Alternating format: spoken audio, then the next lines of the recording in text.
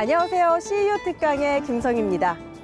오늘은 창의와 나눔으로 세상에 힘이 되고 사랑의 실천으로 세상을 이끌어가는 한양대학교에 나왔습니다.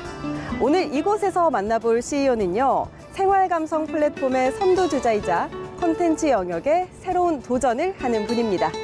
바로 10가지 스타일로 10가지 즐거움을 준다는 슬로건을 내세운 국내 감성 디자인 소품 전문 사이트 10by10의 최은희 대표입니다.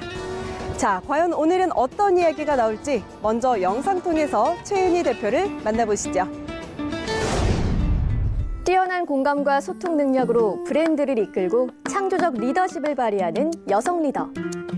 그녀들의 섬세한 관찰력과 예민한 감각은 젊은 여성을 위한 브랜드에서 더욱 큰 힘을 발휘하는데요. 여기 쇼핑몰 시장 연매출 1000억 신화를 만든 당찬 여성 리더가 있습니다. 디자인 소품 스토어 10by10의 최은희 대표. 평면에서 입체적인 건축물이 창조되는 과정이 신기하기만 했던 초등학생 여자아이.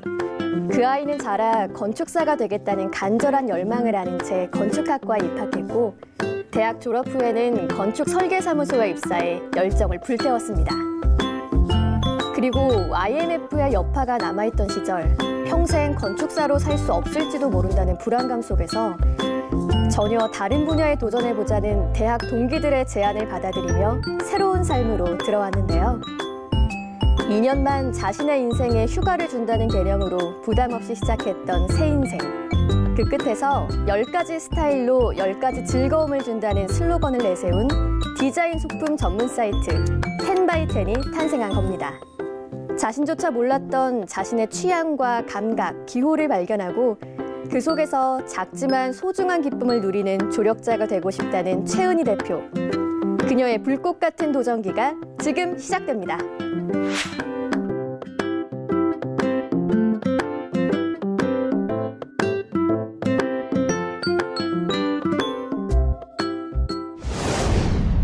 작지만 확실한 행복을 뜻하는 소확행이 유행하고 자신만의 확고한 취향을 드러내는 젊은 층이 늘어나는 오늘날 최은희 대표는 아이디어는 있지만 그것을 표현할 플랫폼이 없었던 초짜 디자이너에 주목하면서 젊은 층의 라이프 스타일을 선도한다는 사명감을 가지고 있습니다. 오늘은 생각과 행동을 연결하는 라이프 스타일과 취향 소비라는 주제로 강연을 펼친다고 하는데요. 자, 어떤 내용들이 펼쳐질지 지금 최은희 대표를 바로 만나보도록 하겠습니다.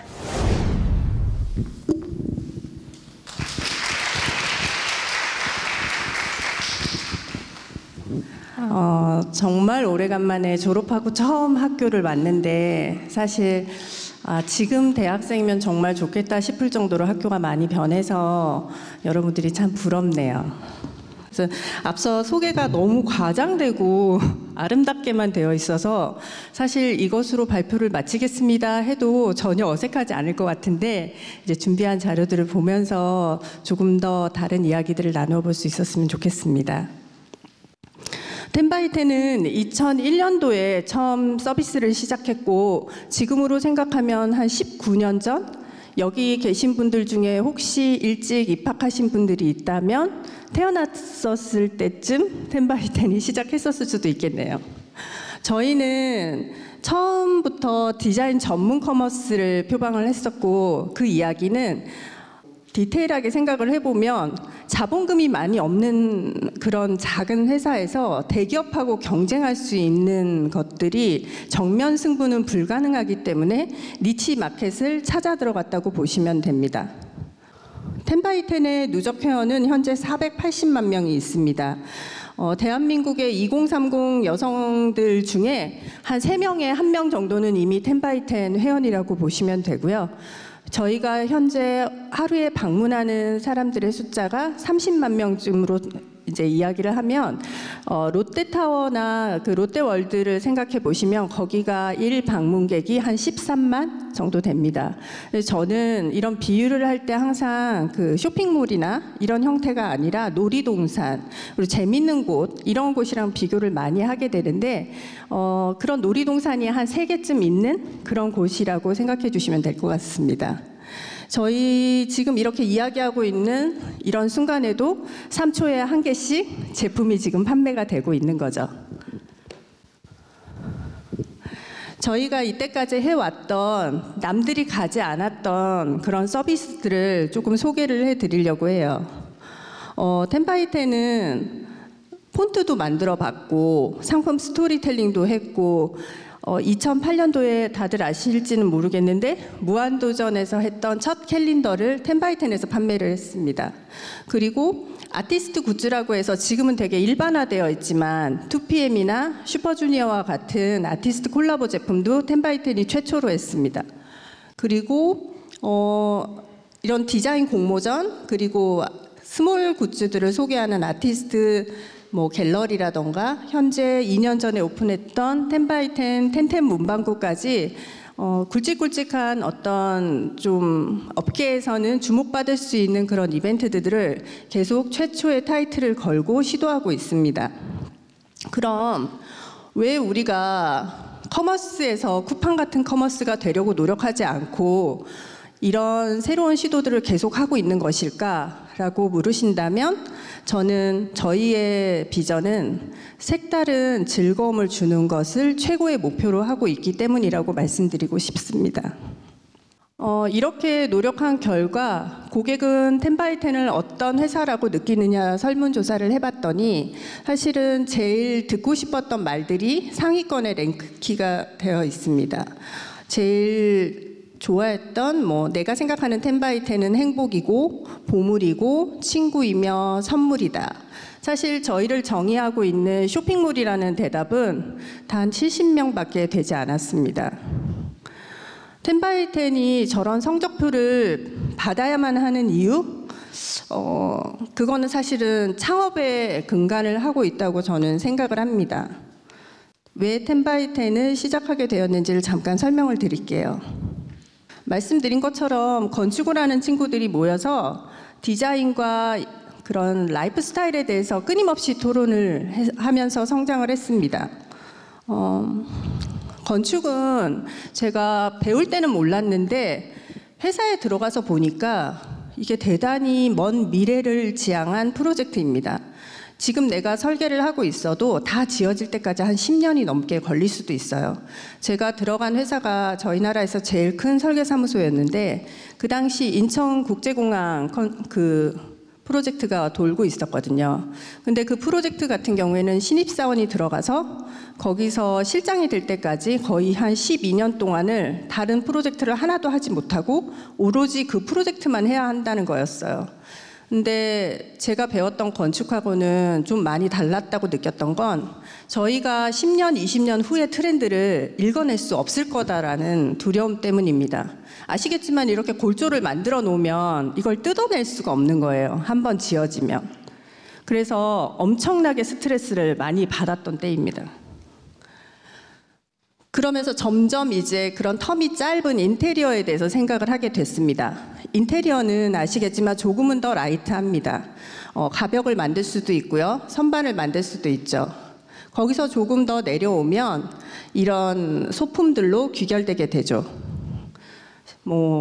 겨울이 온다던가 봄이 온다던가 했을 때 분위기를 확 바꾸고 싶다고 하시면 일단 벽에 있는 색깔을 바꾸고 거기 있는 액자만 바꿔도 전혀 다른 집에서 사는 경험을 할 수 있습니다. 이러던 와중에 드디어 아까 말씀하셨던 IMF가 터졌죠. 그러니까 말로만 들어서 사실 국가부도의 날이나 이런 영화를 보시면 아시겠지만 IMF는 생각보다 훨씬 더 충격적이었습니다. 제가 다니던 회사는 1000명의 직원이 있었는데 IMF를 겪으면서 250명이 남고 750명이 정리해고를 당했어요. 그 250명에 남아있는 사람은 결국은 과로사고 나간 사람은 굶어서 아사가 된다는 얘기가 있을 정도로 심각했거든요. 근데 저는 운이 좋은 건지 나쁜 건지 모르겠지만 어쨌든 남아있는 쪽이었던 거죠. 매일매일 야근을 하고 거의 365일 중에 363일을 제가 출근을 했거든요. 그렇게 일을 했는데도 이게 맞나? 라는 생각을 하기 시작했어요. 그러니까 그때 이제 2001년도에 이 친구들과 이야기를 하게 됩니다. 사실 언론 보도에서 얘기하는 것처럼 저희가 다 친하진 않아요. 학교 때도 그렇게 친하지 않았고 지금도 별로 친하진 않아요. 적당한 거리를 가지고 있어요. 근데 그 당시에 이제 이창호 대표, 지금 29cm 대표님인데, 저기 친구는 삼성몰이라는 쇼핑몰을 다니고 있었던 거예요. 그래서 저희가 동기 모임을 하는데 다들 모여서 이제 푸념을 하는 거죠. 계속 야근을 해도 일이 줄지가 않아. 계속 이걸 해야 할까? 이런 얘기를 했을 때, 지금 하는 일에 반만 일을 해도 칭찬을 받는 곳이 있는데 그거 해볼래? 뭐 이제 이렇게 던진 거예요. 그래서 그게 가능할까 하면서 이제 생각했던 것들을 조금 더 구체화하기 시작했는데, 그것이 이제 10x10이었죠. 스타트업을 시작한다라는 건 사실 스타트업이라는 개념도 없었을 때라서 그냥 친구들하고 사업을 하는 거예요. 근데 저는 직장생활 5년 차, 이제 대리를 달았고 좀 살만한 때가 됐어요. 근데 스타트업을 같이 하자고 하니까 제 입장에서는 이걸 과연 해야 하나? 라는 의심을 되게 많이 하게 되었던 것 같아요. 다른 친구들에 비해서. 그래서 새로운 스타트업을 시작하자고 했을 때 바로 합류하기가 되게 어려웠어요. 그래서 저는 사실 가장 나중에, 그러니까 4번째로 제가 합류를 했던 것 같아요. 4번째로 합류를 하게 했는데, 저는 지금도 그렇지만 어떤 일을 할 때 설국열차에 어떤 부품이 되는 그런 자리는 가고 싶지 않아요. 꼭 저여야만 하는 자리에 가고 싶은 거예요. 그래서 같이 일하는 친구들이 막 하자고 했을 때 꼭 나여야만 하는 이유 10가지만 얘기해봐. 이렇게 얘기를 했죠. 그래서 그 10가지가 안 채워지면 난 안 할 거야. 이렇게 얘기를 해서 그 친구들이 이제 둘이서 이창호 대표랑 이문재 이사가 떡볶이를 사서 저희 집에 왔어요. 밤에. 그리고 떡볶이를 막 먹으면서 저여야만 하는 이유를 얘기해 줬어요. 근데 아마 들으시면 깜짝 놀라실 거예요. 1번 최은이니까, 2번 내 친구니까, 3번 내가 여기까지 왔으니까, 뭐 이런 얘기를 하면서 10가지를 이유라고 얘기를 하는 거죠. 그래서 이거를 받아줘야 되나 말아야 되나 막 고민을 하다가, 어쨌든 저도 건축 아닌 다른 걸 해본 적이 없어서 그럼 한번 해보자 하고 합류를 하게 됐습니다. 처음부터 제가 대표를 하겠다거나 뭐 어떤 자리를 차지해야겠다거나 지분을 차지해야겠다거나 이런 생각도 없고, 저는 사실 딱 2년만 하고 다시 건축할 거라고 생각을 했어요. 근데 그 2년이 지금부터 2년만 더하면 딱 20년 돼요. 그래서 여러분들도 어떤 모임 가실 때 잘 생각하고 나가셔야 돼요. 그게 인생을 정말 이렇게 바꿀 수도 있다라고 생각해 주시면 되고요. 저희는 아까 말씀드렸던 것처럼 혈액형도 다 달라서 정말 회의 한번 하면 릴레이 회의를 밥 먹듯이 했어야 했고, 사실 물욕이 크게 없었던 이유는 번 것도 많이 없어서예요. 회사가 너무 잘 돼서 막 1000억씩 벌고 있으면 서로 갖겠다고 싸웠을 텐데, 사실 직원 월급 주기도 너무 빠듯한 살림을 계속 했었거든요. 그래서 남들이 볼 때는 대단히 우애가 있고 의리가 있고 이런 것 같지만, 다 의리가 깨지는 포인트는 돈이 생겼을 때다, 이렇게 생각하시고 동업하실 때 미리 그 전략을 짜놓으시면 도움이 될 것입니다. 독수리 요영제라는 이야기도 사실 제가 마케팅을 처음에 맡았었거든요. 근데 저희가 남자 4명, 여자 1명이기 때문에 가장 비유하기 쉬웠던 비유에서 했는데, 여러분들은 독수리 요영제를 모를 것 같아요. 그냥 어벤져스라고 생각해 주세요. 근데 저희의 원칙은 하고 싶은 일이 있을 수 있잖아요. 하고 싶은 일이 있을 때 반드시 만장일치를 해야 해요. 제가 볼 때 14년 동안 10x10을 이끌어왔던 가장 큰 동력은 바로 저 만장일치제거든요. 네, 아시겠지만 대단히 비효율적인 일이라고 생각이 들잖아요. 한 명만 반대를 해도 그 일을 할 수가 없어요. 그런데 저희처럼 저자본이고 속도가 생명인 회사에서 저렇게 의사결정을 오랫동안 해야 되는 일들을 이야기하는 이유는 어떻게 보면 우리가 한 명이 알아채지 못하는 위험을 해지하기 위해서라고 생각해 주시면 됩니다. 처음에 저희가 사업을 했을 때에는 사실 디자이너의 샘플을 등록하고 투자를 받아서 대량 생산을 하는 지금의 와디즈 펀딩 같은 형식의 투자 모델을 가지고 투자를 받으려고 노력을 했습니다. 하지만 50번이 넘게 투자 계획서를 들고 갔었지만 결국은 아무도 투자해 주지 않았어요. 저희가 들었던 말은 정말 그러다 큰일 난다는 얘기, 그리고 그냥 잘 다니던 회사를 다녀라 라는 그러니까 그런 충고들을 많이 들었죠. 하지만 저희가 그때 취했던 방식은 엔젤 투자를 받았습니다. 엔젤 투자라면 되게 거창한 것 같지만 그게 아니라 그냥 동기들한테 100만 원씩 받고요. 퇴직금 받고 가족 펀드 쓰고 해서 5천만 원으로 이제 자본금을 마련한 겁니다. 친구들한테 투자를 받는 게 누군가는 대단히 자존심 상한 일이라고 할 수도 있었겠지만 저희한테는 친구들이 동맹으로 맺어준 그 돈을 가지고 사업을 했다는 것 때문에 사실 친구들을 무임으로 많이 부려먹기도 했고 실제로 저희가 힘들어서 그만두고 싶을 때 사실 저게 이렇게 꼬리표처럼 저한테 이렇게 달려 있었어요.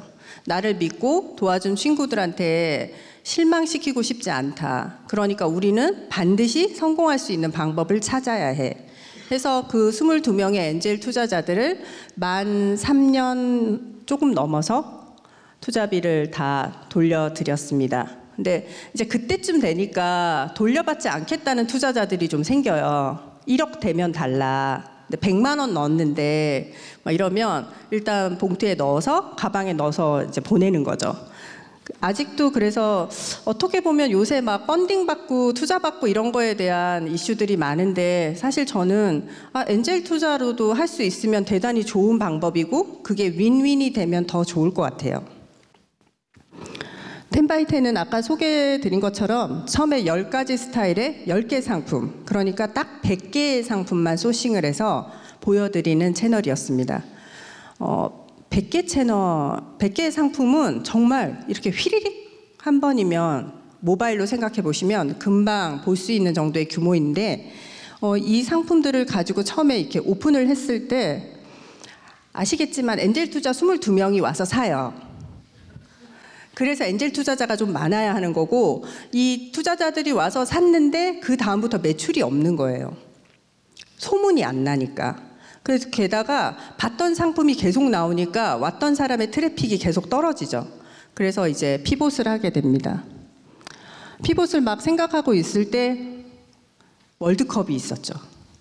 저뿐만 아니라 모든 쇼핑몰은 이때 그냥 문을 닫자 라고 얘기를 했어요. 왜냐하면 아무도 쇼핑을 하지 않아요. 다 운동장에 가서 응원하고 있거든요.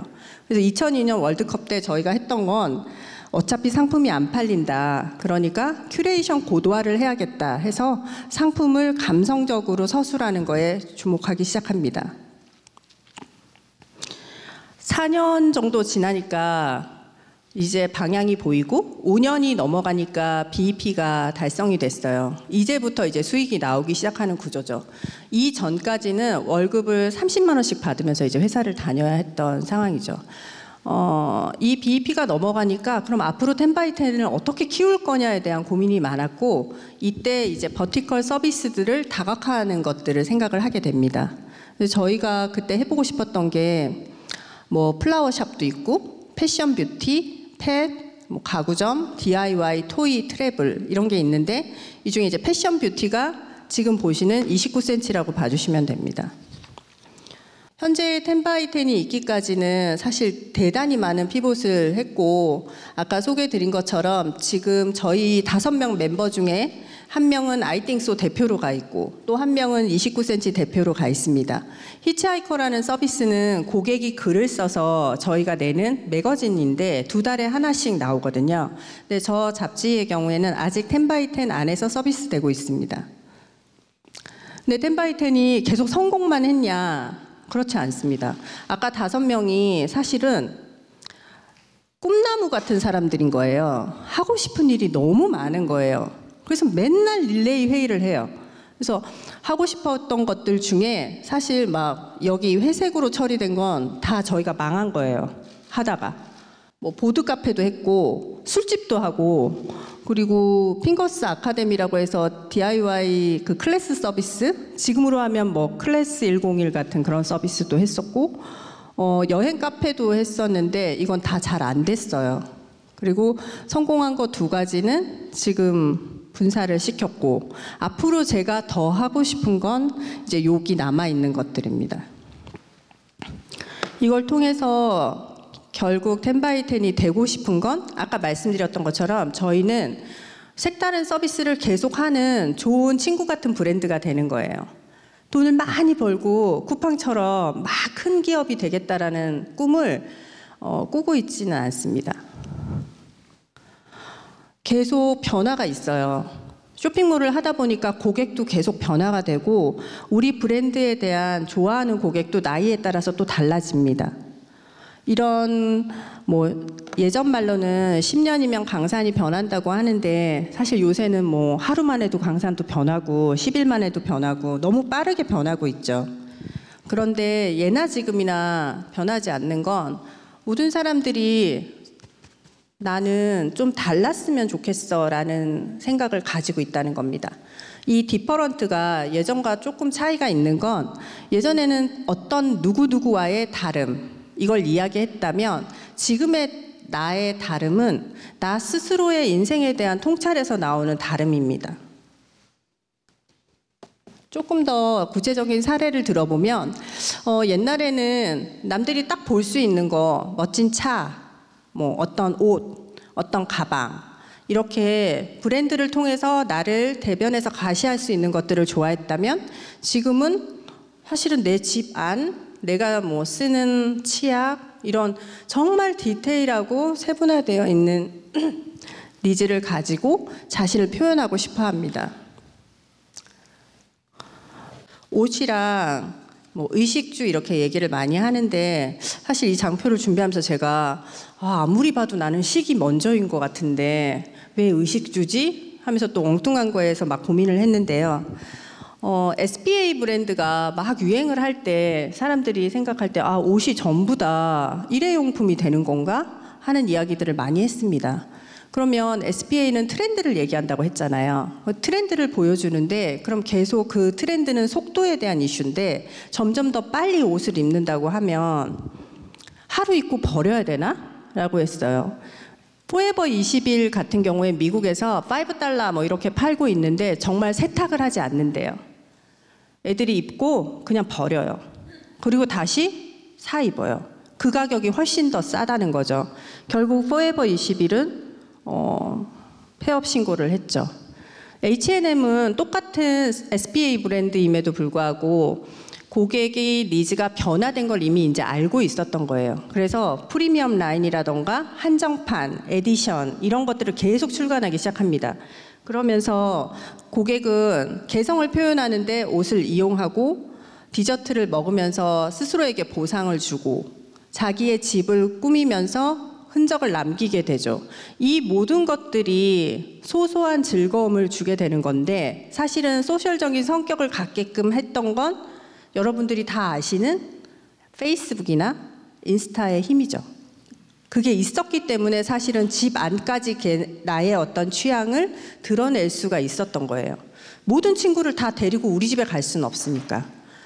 그래서 그런 달라져 있는 그런 세계에서 대부분은 비싼 수공예품을 구매하는 게 아니라 공산품을 구매하게 됩니다. 공산품은 사실은 다 똑같은 금형에서 찍혀져 나오기 때문에 개성을 찾을 수가 없어요. 근데 그 공산품을 어떻게 콤비네이션을 하느냐에 따라서 다른 스타일이 되죠.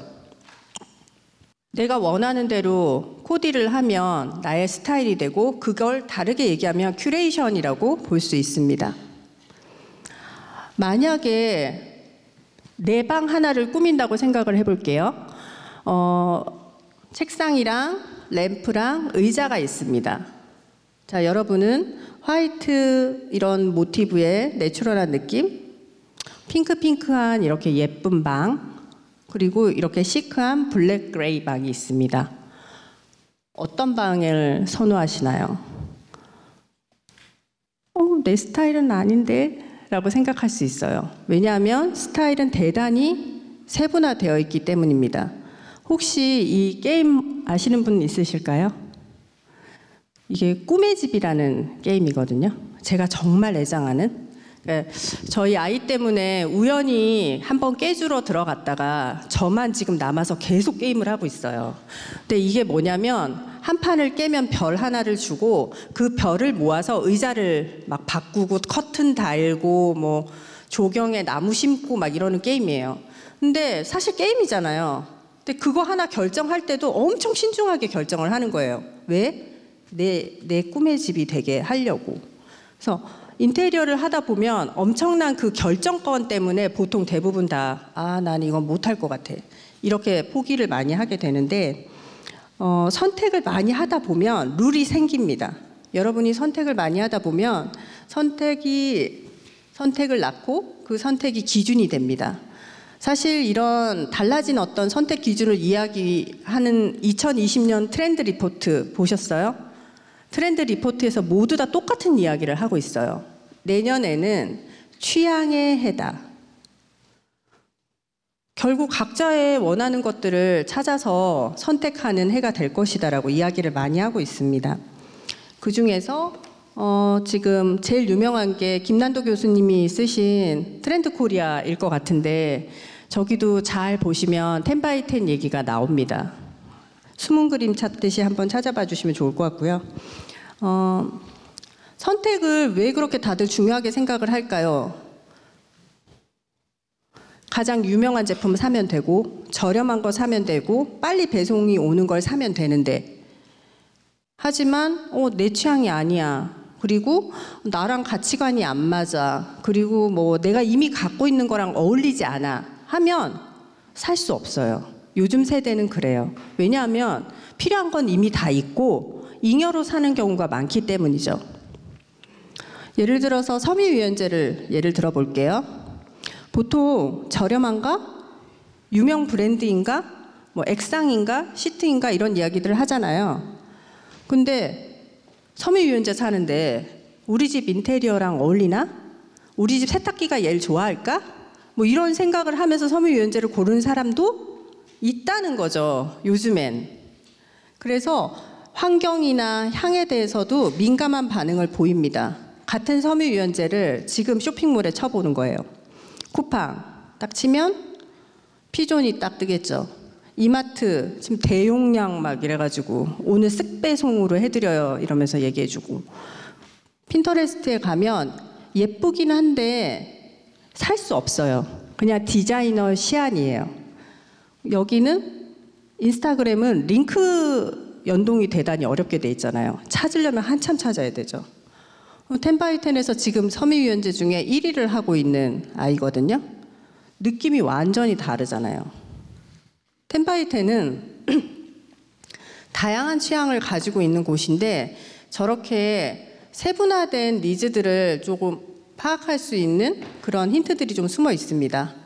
이 디자이너는 왜 향 이름을 솜털에 뒤덮인 고슴도치 이런 향들을 붙였을까요? 취향 저격적인 모습은 여러분들이 생각하는 것처럼 컬러나 어떤 디자인 이런 거에 국한되어 있지는 않아요. 정말 상품명이나 아주 작은 것들로 감성적인 터치를 통해서 취향을 어루만질 수도 있습니다.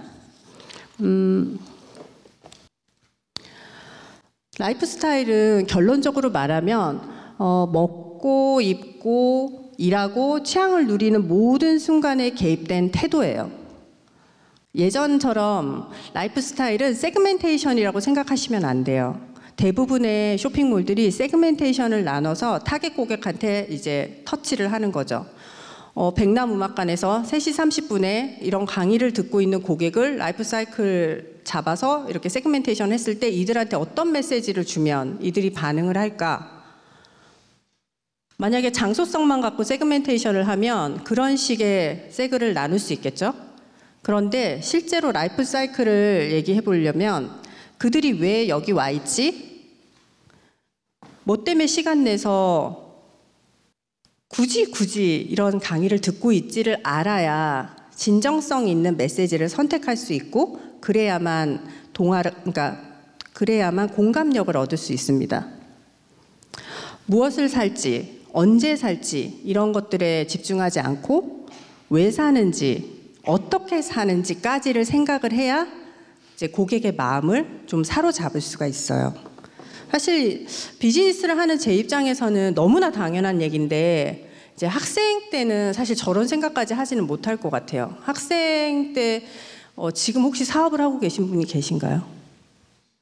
만약에 계시다면 사실은 이제 저렇게 확장해서 이야기하는 게 딱 이해가 되실 텐데, 당장 지금 사업을 하는 형태가 아니면 너무 뎁스 있고 깊은 얘기를 하는 것 같은 느낌이 들 수도 있어요.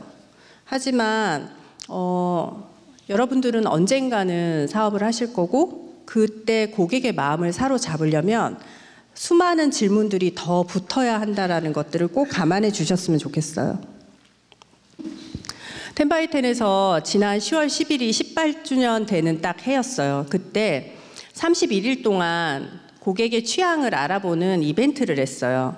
매일매일 아이템 하나씩을 올리고 자기가 좋아하는 것들을 선택해서 올리면 되는 아주 심플한 이벤트였는데, 처음이 이 에코백이라는 이벤트였죠. 에코백은 대부분 다 알고 계시죠?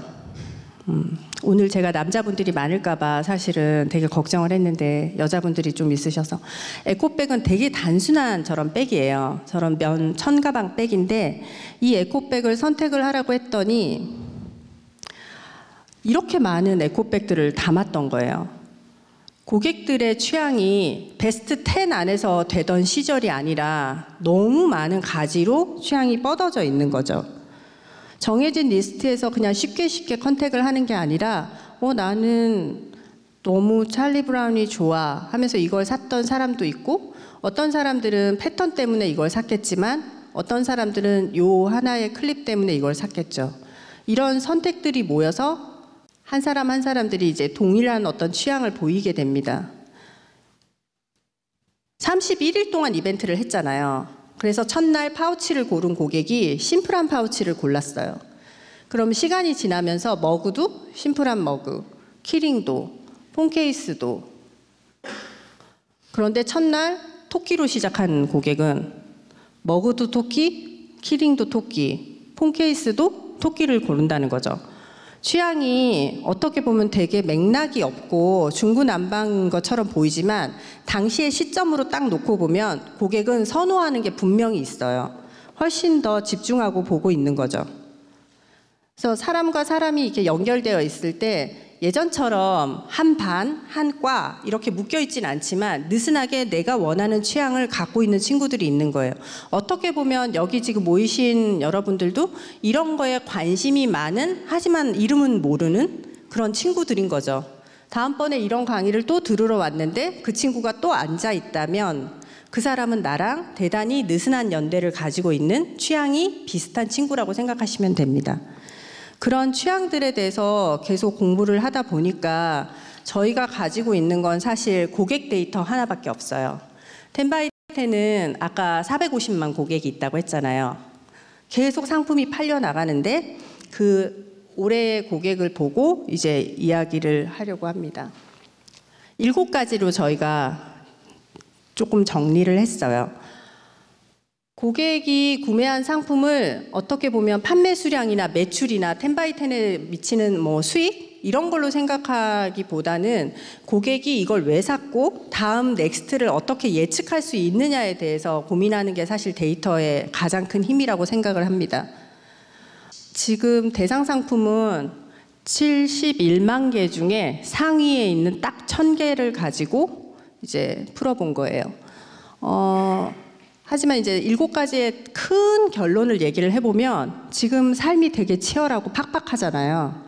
근데 대부분의 고객들은 자기 삶이 편안하고 아름답기를 대단히 많이 노력하고 있어요. 재작년부터 계속 얘기했던 소확행, 그게 아직도 계속 연결되고 있다고 봐주시면 됩니다. 첫 번째는 자기 삶을 통제하려는 노력입니다. 가장 많이 팔린 제품 중에 하나고요. 이게 뭔지 아세요? 네, 타이머. 시험 안 보시는구나. 시험 다 끝나신 분들이라. 저게 타이머예요, 타이머. 저 상품만 5만 개를 저희가 판매를 했습니다. 타이머가 왜 저렇게 예뻐야 하지? 왜 저렇게 커야 하지? 이런 이유는 둘째 치더라도 저 타이머가 색깔별로 출시가 되고 있고 여전히 나올 때마다 빅히트를 치고 있는 거죠. 훨씬 더 세분화된 일정 관리를 통해서 조금 더 프로다워지기를 원하는 고객이 많아졌고, 예전에 다이어리 하면 1년 다이어리 이런 거 많이 썼잖아요. 지금 다이어리는 뭐 3개월 다이어리들이 대단히 많고 한 달짜리 다이어리들도 아주 잘 팔립니다. 게다가 다이어리라고 이름 붙이기보다 그냥 체크리스트라고 할 수 있는 하루짜리 이런 장표들도 엄청 인기가 좋습니다. 두 번째는 다 아시겠지만 데코레이션입니다. 아까 말씀드렸던 것처럼 되게 베이직한 상품을 사서 내 걸 만드는 가장 쉬운 방법입니다. 이미 미국에서는 비스코가 이미 스티커 텀블러로 아주 유명하죠. 저런 방식처럼 일반 상품들에다가 기본적인 어떤 스티커링을 하거나 이렇게 해서 예쁜 나만의 것으로 만드는 것들이 여전히 유행이고 내년에는 더 가속화될 것입니다. 자, 여기서 여러분들이 모두 좋아하는 에어팟 겨울 시즌 케이스를 한번 볼까요?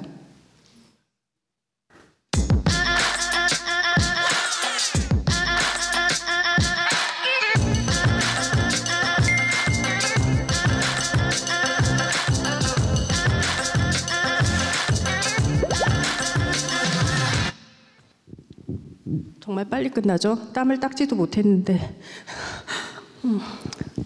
자, 세 번째 트렌드는 작지만 하이엔드를 추구하는 권한.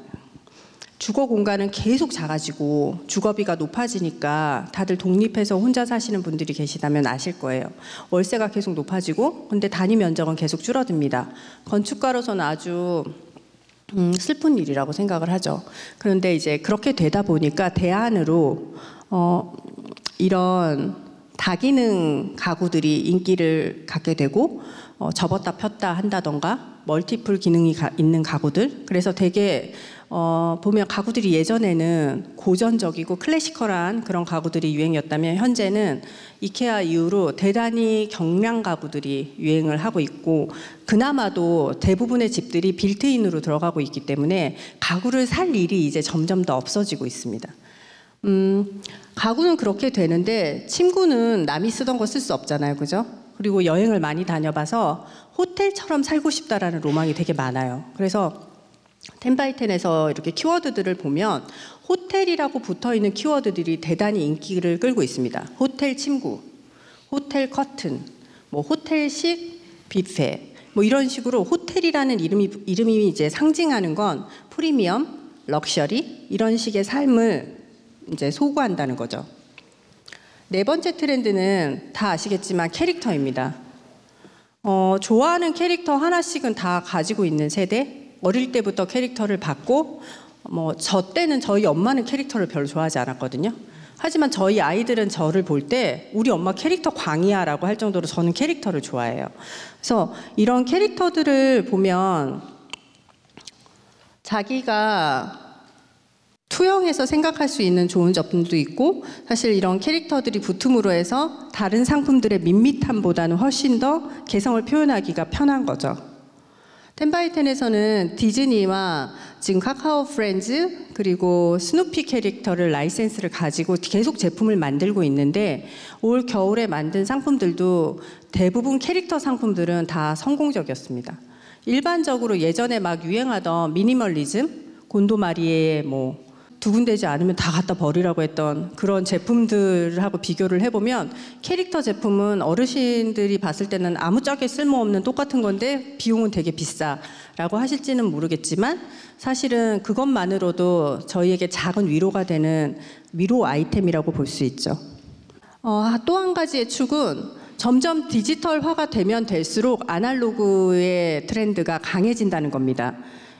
색깔 공부도 해보고 캘리그래피도 그려보고 원고지 같은 것들은 저희는 많이 썼는데 요즘 세대는 원고지 쓰지 않잖아요. 근데 저걸 너무 예쁘다고 생각하면서 이런 것들을 이제 구매를 하는 거죠. 마크라메 같은 시간을 보내는 어떤 이런 다 손작업 수공예 제품들을 하기도 하고 외부에서 보면은 이런 LP가 다시 이제 나오기 시작하는 겁니다. 사실 저런 부분들은 매수아 고객하고는 아무 상관이 없어요. 정말 매니아 고객들이 움직이는 시장이고 지금 아이폰 다 가지고 있는데 카메라가 왜 필요해? 라고 하지만 캔디 카메라는 여전히 잘 판매가 되고 있습니다. 저건 필름 카메라거든요. 또 하나의 축은 애국심에 대한 템입니다. 첫 번째 보이는 건 저희가 독도의 날에 기념해서 만든 독도 스티커인데요.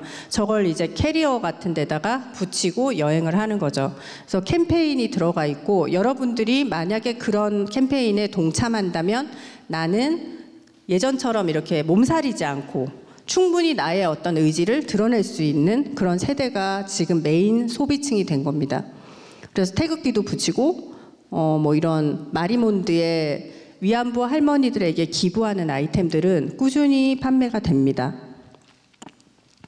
마지막 트렌드는 일상적인 아이템들이 디자인과 손을 잡는 겁니다. 요새 많이 갖고 싶어 하는 게 이 비스포크인데요. 비스포크가 있냐 없냐에 따라서 대단히 트렌드에 민감한가 아닌가를 판단한 것처럼 디자인이 이미 컨셉이 들어가 있고, 이런 미니 밥통, 뭐 온수주전자, 선풍기 커버까지 디자이너의 손이 안 닿는 곳이 없고, 그마저도 다 대다수의 디자이너가 대안을 내놓기 때문에 내가 좋아하는 거를 고르는 데는 꽤 오랜 시간이 걸릴 수 있습니다. 트렌드가 제품을 통해서 이렇게 보여지는 거에 비해서 여전히 가격이나 배송, 인지도는 구매할 때 대단히 중요한 요소입니다.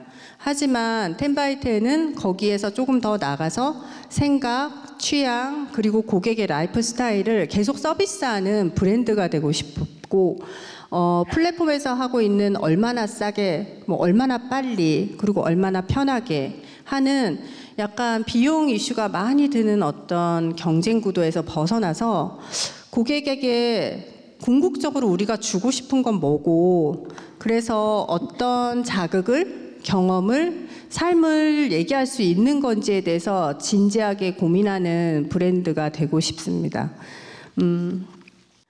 저는 사실 학교 다닐 때부터, 대학교 때도 스티커 되게 좋아해서 과에서 알아주는 스티커 컬렉터였거든요. 학교 다닐 때는 건축 디자인을 하고 뭐 그림 그리고 이런 거 좋아했지만 다이어리 쓰고 스티커 모으고, 특히 좋아했던 캐릭터가 저는 스누피였는데, 올해 저희가 이게 스누피 라이센스를 통해서 상품을 만들 수 있는 것도 너무 감개무량하고, 이게 돌이켜 보니까 이 강의를 준비하면서 제가 그 당시에는 스티커 저런 거 왜 모으고 있어 이런 얘기를 되게 많이 들었는데, 그때 나의 그 되게 키치한 그 취향 때문에 10x10을 시작하면서 처음으로 디자인 문구라는 카테고리를 만들 수 있었고, 저희 나라의 그 좋은 스몰 디자이너들을 데리고 해외에 수출할 수 있는 것들도 길을 찾을 수 있었고, 그리고 지금도 여전히 인스타그램에서 개인이 혼자 하시는 그런 작은 디자이너들과 협업해서 큰 시장으로 계속 내보낼 수 있는 것들을 고민할 수 있는 자리에 있을 수 있었던 것 같아요. 그래서 사실 저는 이런 경험을 바탕으로 여러분들한테 마지막으로 드리고 싶었던 건 사실 이 메시지 하나입니다. 지금 여러분들이 갖고 있는 자기만의 취향이 있다면 그 취향에 계속 물을 주셔야 돼요. 계속 관심을 갖고 정성스럽게 그 취향을 키워야 돼요. 그 취향을 키우다 보면 생각지 못한 때에 뭔가 제코와 콩나무처럼 좋은 기회를 만날 수 있을 거라고 생각을 합니다. 그 좋은 기회가 오면 그때는 두려워하지 말고 되게 설레면서 그 기회를 맞이하시기를 부탁을 드려요. 그렇게 하면 남한테 끌려가서 하는 그런 직장 생활이 아닌 정말 내가 가슴 뛰는, 그리고 재밌게 그런 시간들을 보낼 수 있는 그 게이트에 와 있다고 느끼시면 될 것 같아요. 모두가 어렵다고 하잖아요. 근데 제가 생각할 때는 지금만큼 젊은 친구들이 새로운 걸 한다고 했을 때 지지를 보내준 세대는 없었던 것 같아요. 정말 그걸 장점으로 충분히 누릴 수 있는 세대니까 힘을 내시고 늘 도전하시기를 부탁드립니다. 감사합니다. 우리 여러분의 궁금증 한번 풀어보도록 하겠습니다. 질의응답 시간 가질 텐데요. 자, 궁금한 점 있으신 분은 손 번쩍 한번 들어주시죠. 가장 현실적인 그 5명 중에 가장 현실주의자였어요. 밥도 먹어야 되고 집안에선 장녀고 뭐 책임감이 너무 많았던 거죠. 그래서 정말 어려웠을 때 저를 정말 붙잡았던 건 내가 어렵다고 여기서 나가면 이제 이 비즈니스는 어떻게 되는 거지? 그러니까 대부분의 그 고객이 여자 고객이고 그 고객의 니즈를 해석해서 얘기해 줄 사람이 저밖에 없는 거예요. 계속 번역을 해주고 비즈니스 방향을 바꿔나가는 그런 축에 있었는데 그만두게 되면 이 비즈니스가 그냥 드롭이 될 것 같은 거예요. 그러니까 나 때문에 드롭할 수는 없다. 그래서 더 버티게 됐던 것도 있고 사실은 같이 일했던 친구들이 되게 선비 같은 사람들이에요. 법 없어도 살 것 같은 사람들. 아침 저녁으로 그냥 밥 2끼만 줘도 사는 사람들 있잖아요. 그런 친구들이에요. 그래서 제가 막 아등바등 막 경쟁해야 되고 나는 막 1등 해야 되고 우리 회사가 제일 잘 팔았으면 좋겠고 막 이런 얘기를 할 때 정말 옆에서 풍경 치면서 얘기해줘요. 그게 다가 아니다. 우리가 가려고 하는 건 그게 전부가 아니라고. 지금 너무 과호흡을 해서 쓰러지려고 하지 말고 조금 더 멀리 내다보고 호흡을 가다듬고 눈앞에 있는 이익을 챙기려고 하지 말자. 이런 얘기를 정말 성경 말씀 듣듯이 매일매일 한 3시간씩 들어보시면 그냥 이걸 해야 되나 보다 이렇게 생각하게 되거든요. 그래서 저는 창업을 할 때 멤버십이 정말 중요한 것 같은데 대부분은 나랑 잘 맞는 사람을 뽑잖아요. 근데 제가 해보니까 저랑 잘 맞는 사람은 아무도 없었어요. 그래서 제가 이 멤버에 내가 껴도 될까를 너무 고민했는데 결과적으로 얘기하면 저는 그런 창업을 추천드려요. 나한테 없는 성격과 역량을 가진 사람하고 창업을 하라고. 그리고 친하지 않은 사람. 그러면 애티튜드가 조금 예의를 갖추게 되고 싫은 소리도 안 하게 되고 하면서 서로가 좀 느슨한 텐션을 가지게 되거든요. 그러면 썩 괜찮은 그런 균형을 잡을 수 있는 것 같아요. 그래서 저는 되게 힘들었을 때 사실은 막 혼자 지금처럼 제가 혼자 대표라서 지금 모든 걸 결정해야 되는 이 상황보다 10x10 초창기에 공동 창업자로 있었을 때는 내가 100만 원을 벌고 싶으면 500만 원을 벌어야 돼요. 500만 원을 벌 수 있을 때까지는 뭐 100만 원이 큰애 장래를 얘기하지 말자. 이런 식으로 생각을 많이 했어요. 그러니까 훨씬 속도가 좀 더 여유 있게 이렇게 잡히게 되더라고요. 그래서 제 성격을 좀 참을 수 있었던 것 같아요. 네, 답변 감사드립니다. 자, 다음 질문 한번 받아보도록 하겠습니다. 다음 질문 해주실 분 손 들어주시죠. 그 실패가 되는 순간은 언제냐면 창업자가 그 사업을 포기할 때예요. 아무리 수익이 창출이 되고 뭘 해도 창업자가 그 서비스를 안 하겠다고 하는 순간 그 사업은 실패를 하게 되거든요. 근데 아까 제가 말씀드렸던 제가 뭐 보드 카페도 하고 뭐도 하고 술집도 하고 막 이런 것들을 많이 했는데 그걸 접었던 이유는 그게 수익이 안 나서가 아니에요. 더 이상 그거를 할 수 있는 이유를 찾지 못해서 접었던 경우도 있어요. 그래서 실패의 사례를 연구할 때 이제 액면으로 드러나 있는 그런 텍스트를 연구하는 것도 대단히 중요하긴 한데 사실은 다 케이스 바이 케이스라는 얘기를 많이 하고 그 당시가 똑같이 재현될 수는 없잖아요. 그러니까 정말로 저는 이 관점에서 보시면 좋겠어요. 어떤 실패 사례들을 봤을 때 왜 경영자가 더 이걸 지속하지 않고 이 시점에서 포기할 수밖에 없었을까? 내가 그 사람이라면 이 이유 때문일 거야 라고 유추를 해보면 그게 대부분 정확히 맞을 거예요. 그래서 그런 식으로 분석을 하면 나중에 이제 내가 어떤 사업을 보는 관점에서 얘를 더 지속할 거냐 그만둘 거냐를 결정을 할 때 이렇게 좀 객관화해서 보는 눈? 그런 건 좀 생길 것 같습니다. 근데 대부분의 사업들이 그러니까 저희가 했던 사업 중에 가장 큰 요인은 2가지였는데요. 저희가 분석했던 건 첫 번째 타이밍. 고객이 없어요. 아까 말씀드렸던 것처럼 너무 니치한 고객을 너무 일찍 잡았던 거예요. 그래서 아무리 우리가 드라이브 걸고 마케팅을 해도 고객화를 시키는데 너무 어려웠다. 그리고 두 번째는 그 사업의 핵심 역량을 우리가 갖고 있지 않은 거. 예를 들면 카페나 요식업을 만약에 하면 백종원 그 식당 뭐 이런 거 골목 식당 보시면 대부분 경영하시는 분이 주방장이어야 해요. 그걸 만약에 채용해서 쓰게 되면 주방장이 바뀔 때마다 맛이 바뀌잖아요. 그러면 균일한 서비스를 할 수가 없거든요.